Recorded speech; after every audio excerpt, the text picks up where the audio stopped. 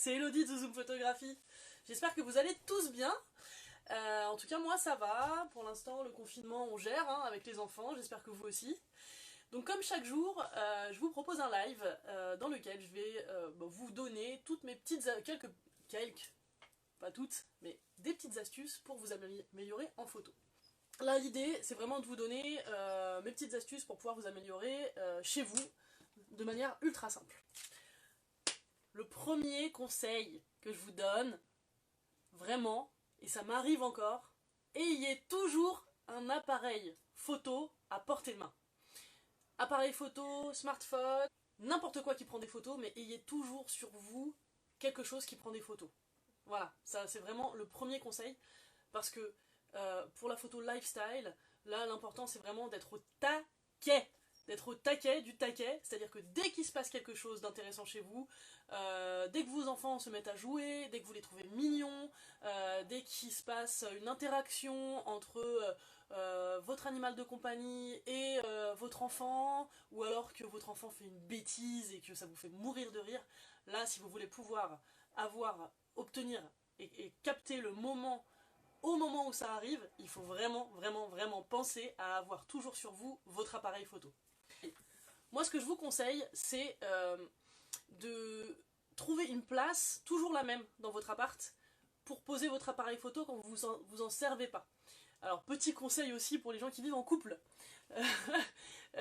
Bon, moi des fois je pose mon appareil photo sur le bar. Mon conjoint ne supporte pas ça. Quand je vois une scène que je veux prendre en photo et que je tends le bras en me disant « Ah, tiens, je vais prendre mon appareil et je vais prendre ma photo. » Ah, il est où? Qui a touché à mon appareil photo?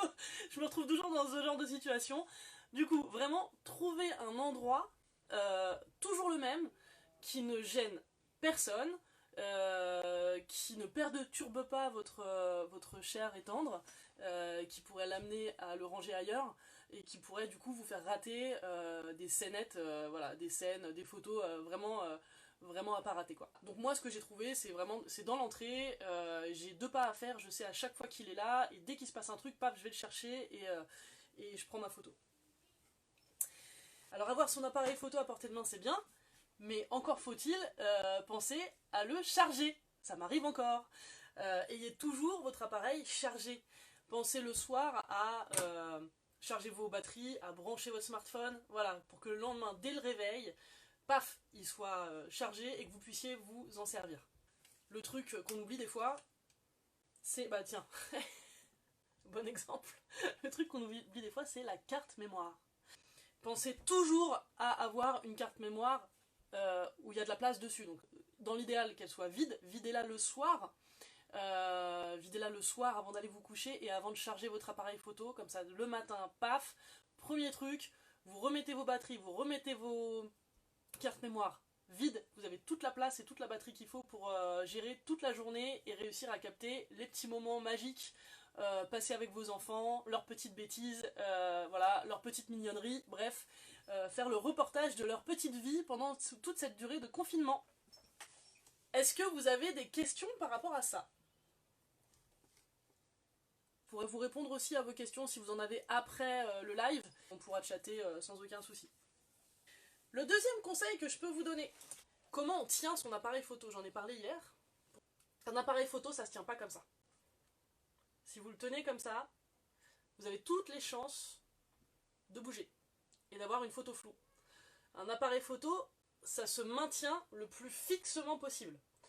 Donc, la prise en main, je vous la montre de profil, que ce soit un réflexe ou un compact, à partir du moment où vous avez une petite focale devant ou plus grande, alors le but c'est vraiment vous poser votre appareil photo sur votre main, avec votre pouce et votre index, vous les repliez sur la focale. Ça vous permettra aussi, si vous travaillez en manuel, de pouvoir tourner la bague, mais pour ceux qui sont en automatique, ça vous permet juste de fixer, vraiment bien fixer votre appareil photo. L'autre main, tac, vous voyez sur cet appareil, il y a un petit renfoncement ici. En fait, c'est une petite poignée, tac. Il faut vraiment bien prendre à pleine main la petite poignée qui est ici. et ensuite, tac, vous prenez votre photo. Donc ça, c'est pour la tenue de votre appareil. Clairement, si vous tenez pas votre appareil de cette manière-là, vous avez toutes les chances de faire des photos floues. Comme je vous le disais tout à l'heure, on va pas s'envoler avec l'appareil photo. Donc, l'objectif, caler vos coudes et vos bras contre votre corps. Si vous n'avez aucun point d'appui, si vous n'avez nulle part où vous appuyez, vraiment le seul point d'appui que vous avez, c'est votre haut du corps. Donc, et ensuite, tac, si vous pouvez même les coller, et ensuite vous pouvez prendre votre photo. Si jamais vous vous sentez instable, ici, j'ai mon mur. Pas de problème, mon mur, j'aurais beau m'appuyer de toutes mes forces, pousser, il va jamais bouger. Donc lui, c'est vraiment mon ami de toujours pour la photo. Quand même vous êtes dehors, mais là, comme on parle de photo en intérieur, vous avez toutes les chances d'avoir un mur autour de vous. Appuyez-vous contre votre mur, même si vous prenez des enfants qui bougent beaucoup.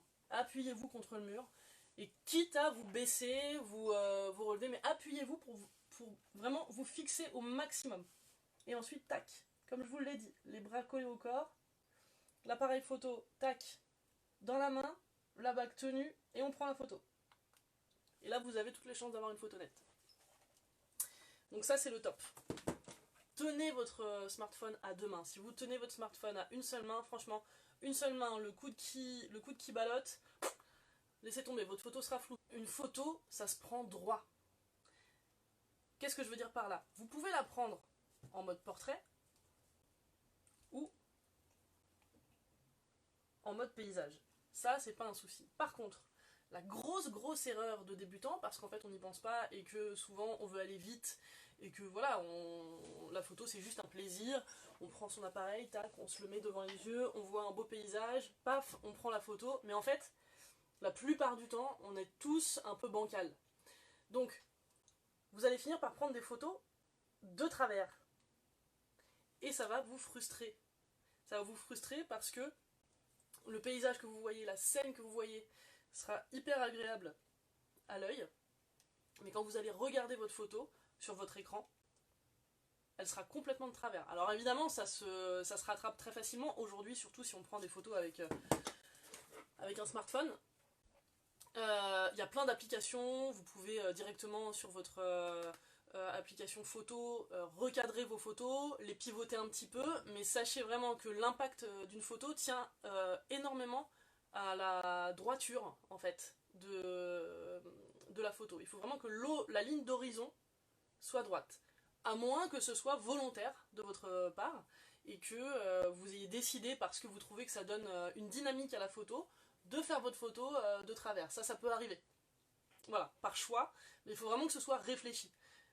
Ou alors vous avez un coup de bol et votre photo est beaucoup mieux de travers que droite. Mais globalement, il faut penser à prendre des photos qui sont droites. Un petit conseil, parfois, on est dans le canapé, surtout en ce moment, on est dans le canapé, et là, tout d'un coup, nos enfants font un truc génial. Et là, on se dit, tiens, super cool, mais on a vraiment la flemme de bouger. Et du coup, on se dit, tiens, je vais prendre la photo, mais je vais prendre une petite photo, là, tranquille, depuis mon appareil, depuis mon canapé. Et en fait, vous avez vécu une scène géniale, et vous êtes resté dans votre canapé, et au final, votre photo, elle va être loin, mal cadrée, floue, vous verrez pas grand chose de la scène, et en fait, vous allez être frustré par le rendu de votre photo. Alors l'astuce, il faut toujours vous déplacer par rapport à une scène. Alors, donc on n'est pas flemmard en photo en fait. L'appareil photo, c'est votre outil, mais c'est vous qui décidez de ce que vous prenez en photo. Ça, c'est hyper important. L'appareil photo, il va capter la scène, hein, ça, il n'y a pas de problème. Mais si vous décidez pas de bouger pour essayer de trouver le bon angle, pour être vraiment bien face au visage de vos enfants, pour bien capter leur expression, suivre leur dynamique, essayer de bouger, parce que si vous restez dans votre canapé, le fond sera moche parce que c'est le bazar, et qu'en fait, juste en vous décalant un tout petit peu, au final, votre angle de vue aura changé, et vous vous retrouverez avec un fond soit uni comme j'ai derrière, mais quand même avec la même scénette, avec la même scène de vos enfants qui s'amusent. avec la technique de se baisser ou de se relever pour que le corps en fait de votre sujet, là en l'occurrence vos enfants, cache l'arrière-plan qui est pas très beau. Si vous faites pas ça, et ben votre photo sera fatalement moins jolie. Vraiment un conseil, bougez.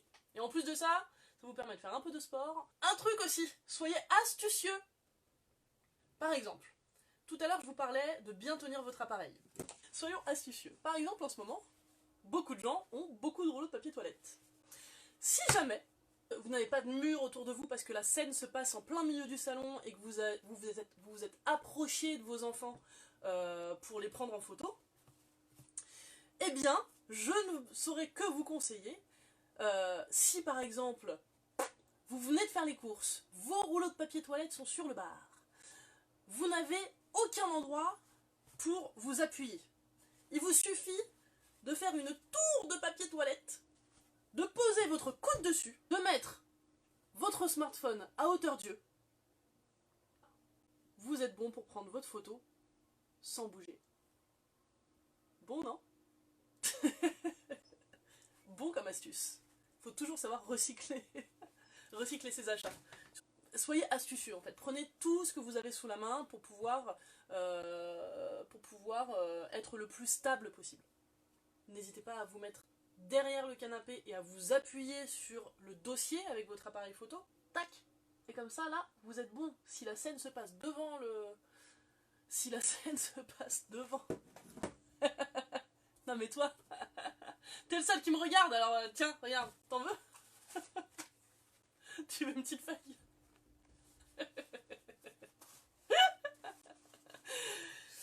Écoutez, il est très important de savoir être astucieux dans la vie. Et d'utiliser les objets qu'on a sous la main, plutôt que de faire de la surconsommation, même dans le cas d'un cours de photo professionnel. Dossier de chaise, hyper pratique. Appuyez-vous sur la table, sur le dossier de chaise, sur un tabouret, c'est ça, sur le canapé. Allongez-vous par terre. Une dernière astuce. Enfin, c'est pas une astuce, ça. Pour le coup, c'est plutôt un conseil pour réussir les photos de votre quotidien. Quand vous prenez votre photo, ne vous précipitez pas.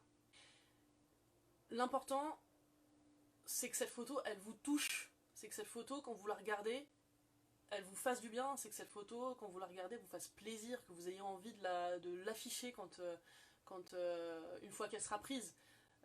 Une photo mal prise, floue, alors non seulement vous n'aurez pas vécu le moment parce que vous serez focalisé sur le fait de prendre la photo, mais en plus la photo sera ratée.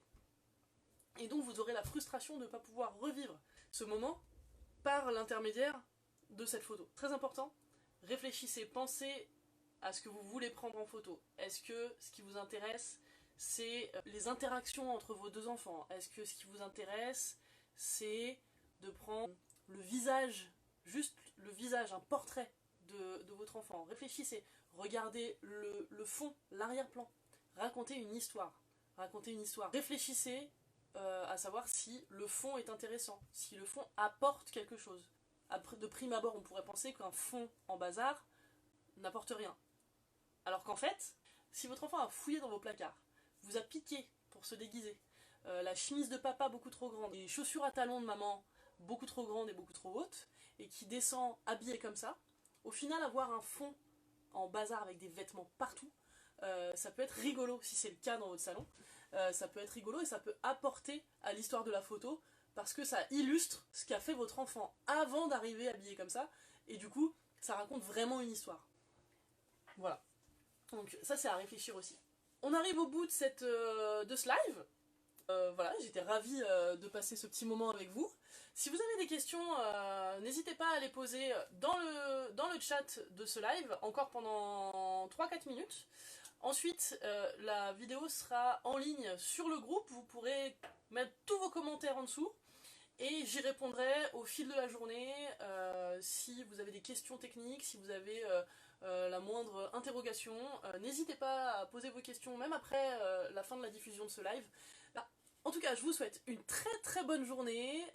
Essayez, pour ceux qui peuvent, de sortir 5 minutes, histoire de prendre un petit peu l'air, Mais n'abusez pas, on reste quand même chez soi, on est en période de confinement, donc les sorties c'est 5 minutes, ok? Allez, je vous embrasse et je vous dis à bientôt. Ciao!